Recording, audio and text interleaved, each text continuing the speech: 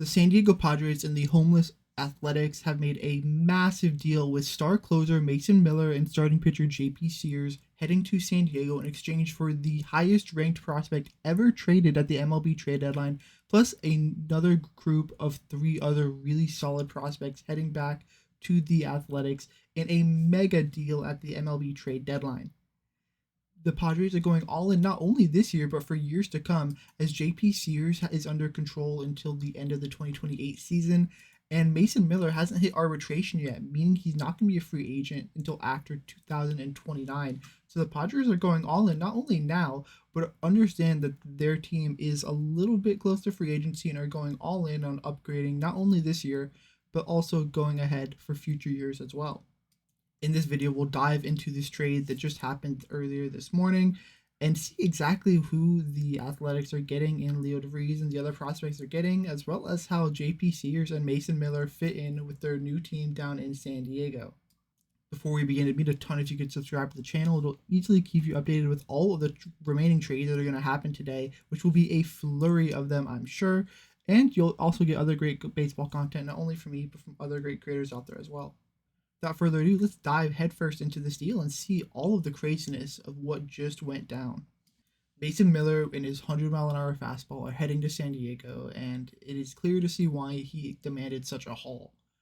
He was a starter for most of his career until he made it to the big leagues. He pitched in 6 games as a starter in 2023, put up decent numbers, but the control issues were pretty glaring before he moved to the bullpen in 2024, and things really seemed to click. He walked only 21 batters across 65 innings pitched, collating 28 saves, making the All-Star team and finishing 4th in Rookie of the Year voting as a closer, earning 2.5 Baseball Reference WAR in the process. 2025 has been a little bit rough for him. A .7 Baseball Reference WAR, a 3.76 ERA, striking out 59 batters across 38 and a third innings pitched. Still really solid. That's a 13.9 strikeout to walk ratio compared to 14.4 last season. But the area that he's really struggled the most in is his walk rate. He's pitched in just a little under half of the amount of innings he pitched in last year, but he's walked almost the exact same amount of batter.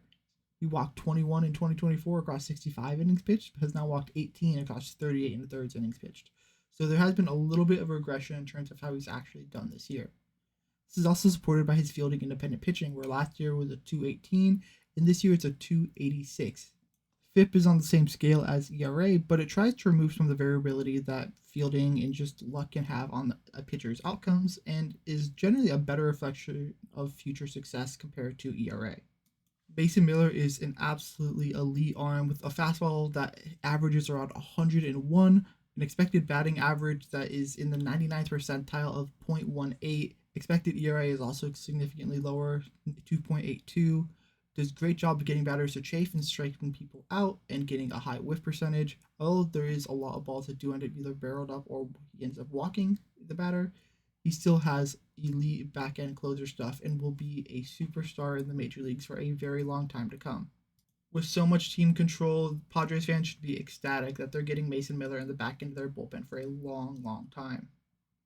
The other player heading back to San Diego is JP Sears, who was part of the Lou Trevino and Frankie Montas trade that happened at the deadline 4 years ago, which is crazy to think about. That was 4 years ago. That sent them from Oakland to New York.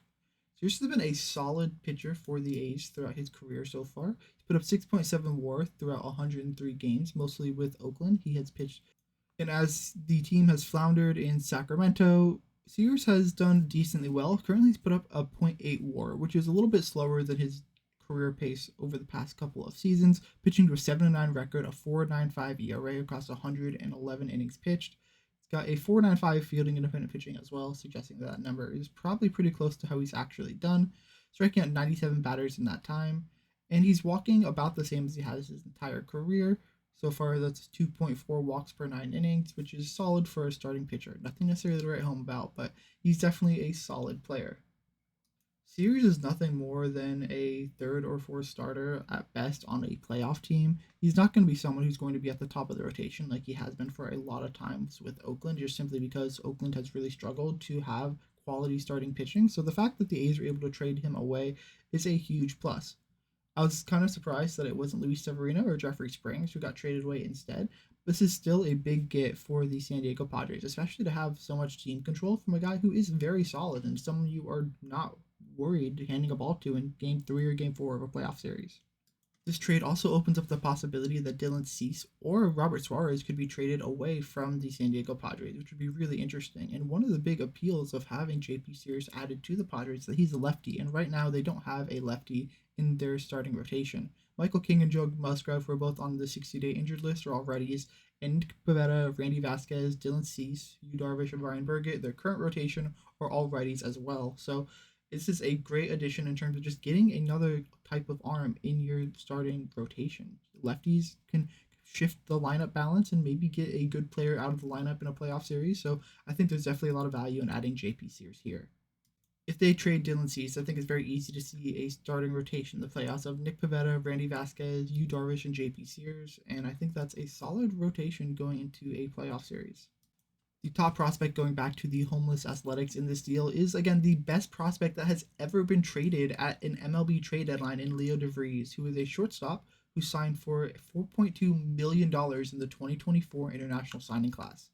The Padres have worked at the very top of the international signing market for a very long time. In 2023, they signed Ethan Salas, who signed for an absolutely huge amount of money that year as the number one prospect, and then did the same thing the next year with Leo De Vriis.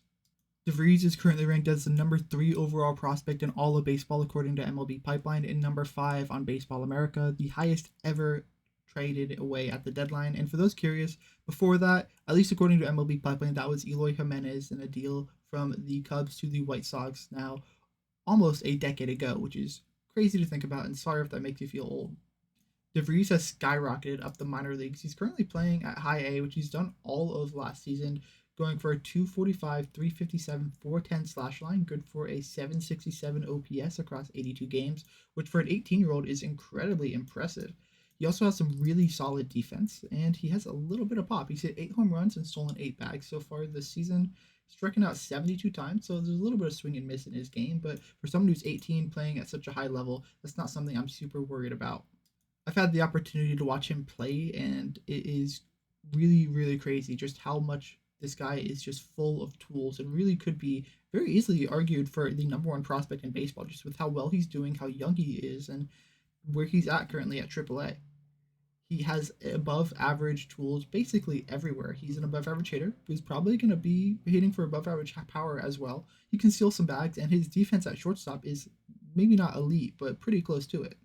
De Vries makes a lot of contact, and although he still struggles handling off-speed pitches or secondary pitches, that's natural for someone so young and not used to playing against pitchers who just have the movement they have at high A.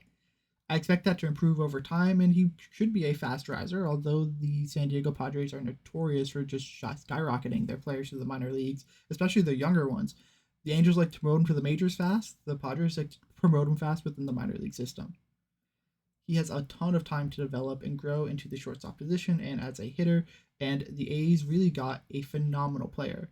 De Vries is someone who will very easily be in contention if he makes a ceiling for MVP votes, Rookie of the Years, multiple All-Star games, and potentially even the Hall of Fame. That's the ceiling that Leo De Vriis has right now. He is an elite prospect, and although there is a lot of risk given that he's so young and still so far from the major leagues, there is a ton of potential from Leo De Vriis that could make him a superstar at the major league level.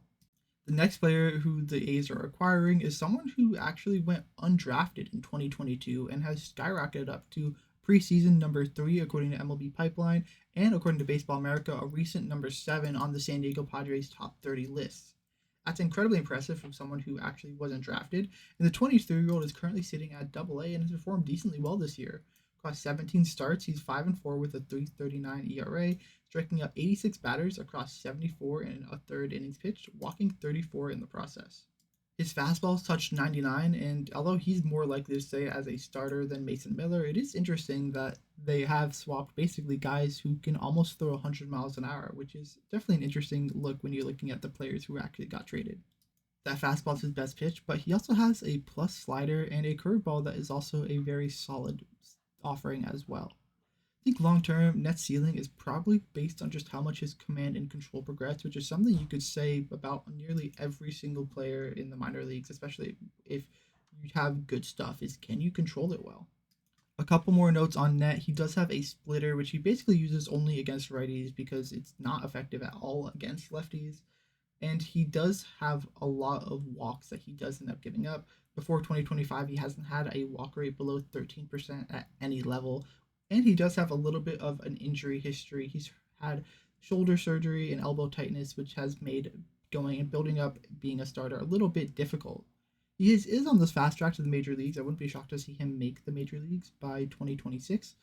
But those are some concerns about him and his actual usage and where he is as a starter.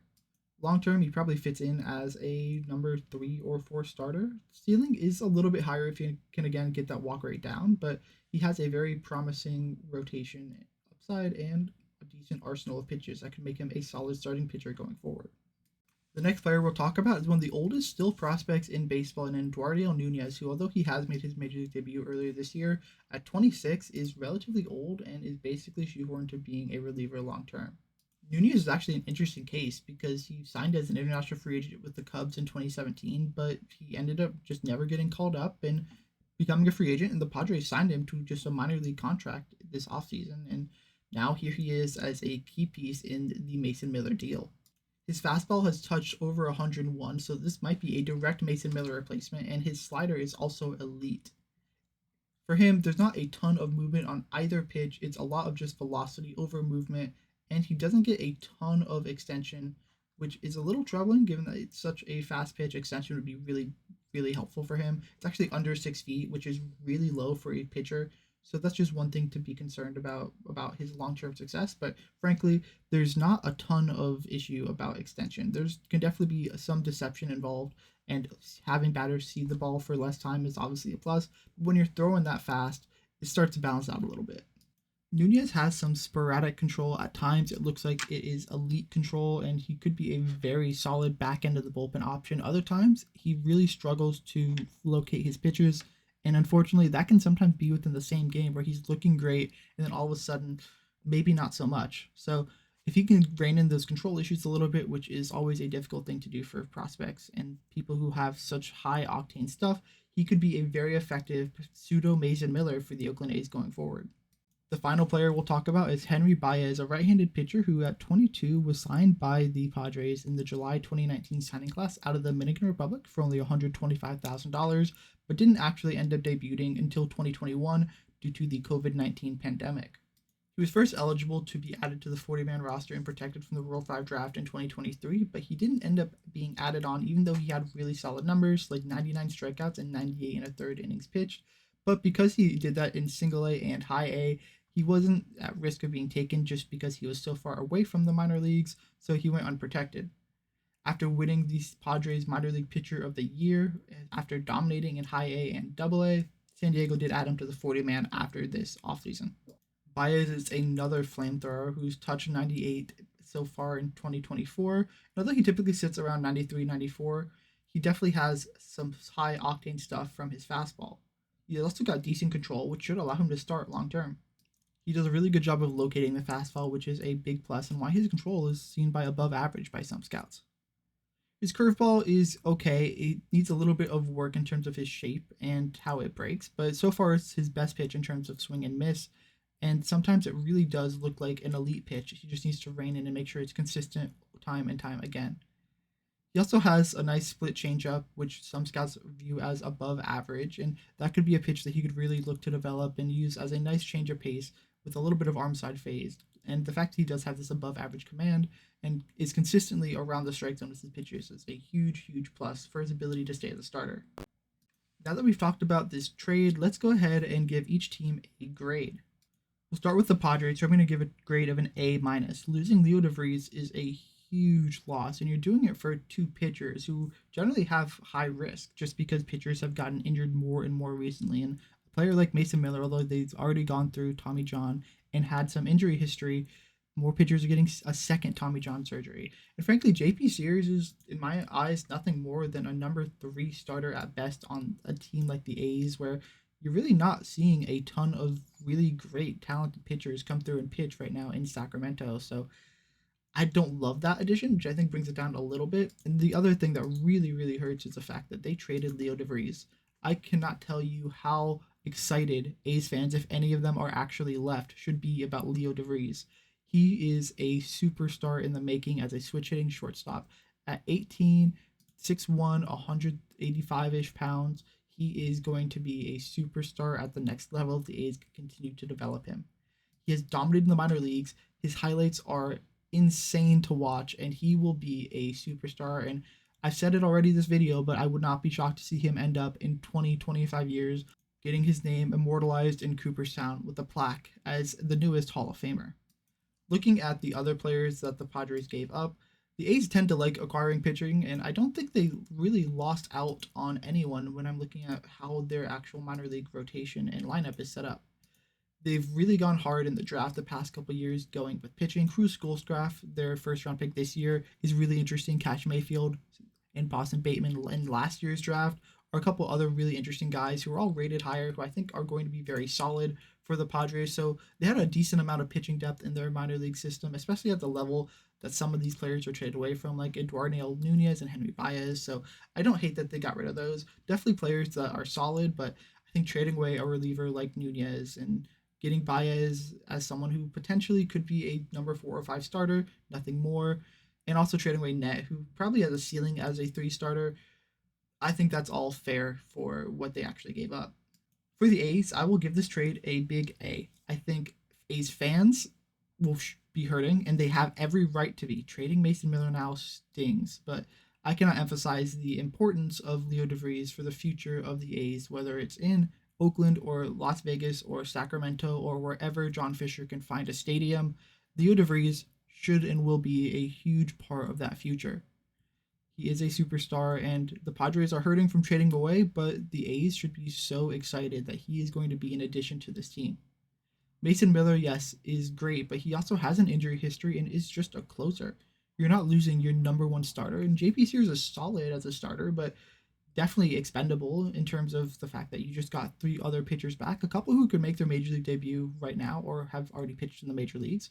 So there's definitely some interesting options that they have in terms of how they want to configure their rotation.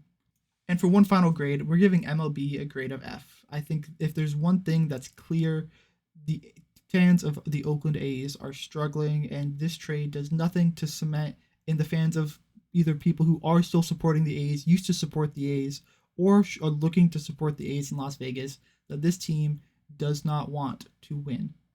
John Fisher has said repeatedly that he wants to field a competitive team in Las Vegas, and Mason Miller, based on the timeline he's proposed, would have been at his peak during that time.